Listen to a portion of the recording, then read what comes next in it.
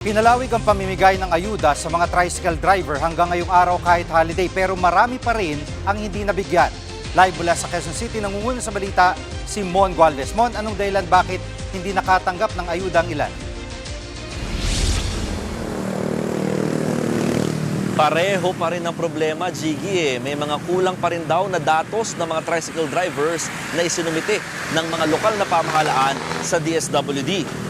Pero depensa ng ilang LGU, hindi naman daw sila nagkulang sa pag-asikaso at pagpoproseso nitong mga detalye ng tricycle drivers na nauna nga nagreklamo na nawala nga sa listahan.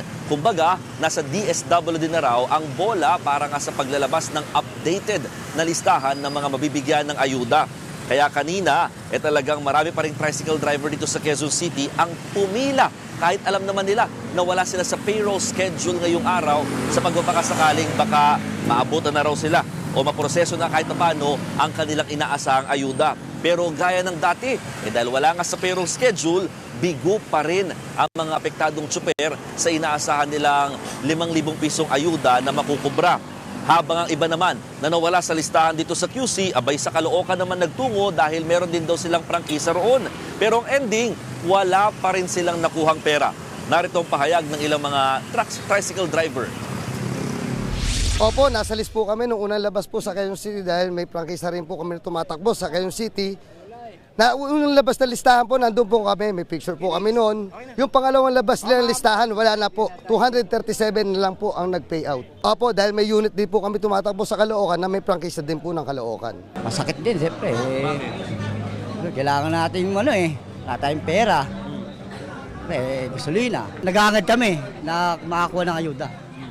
Para yung mga pangailangan namin, maano namin. Sabi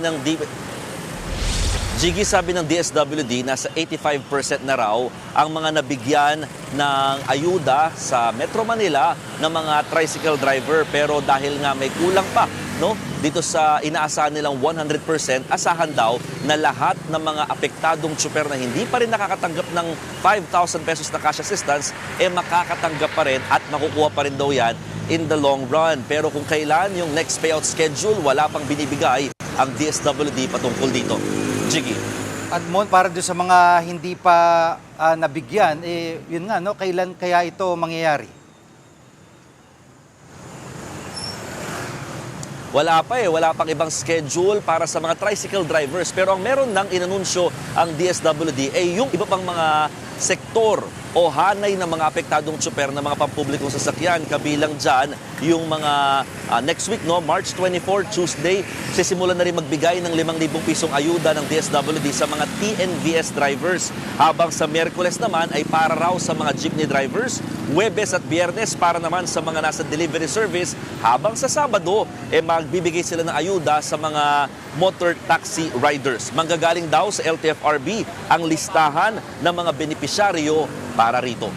Yan muna ang latest. Balik sa iyo, Jiggy. Yan ang ulat ni Mon Gualvez live mula sa Quezon City.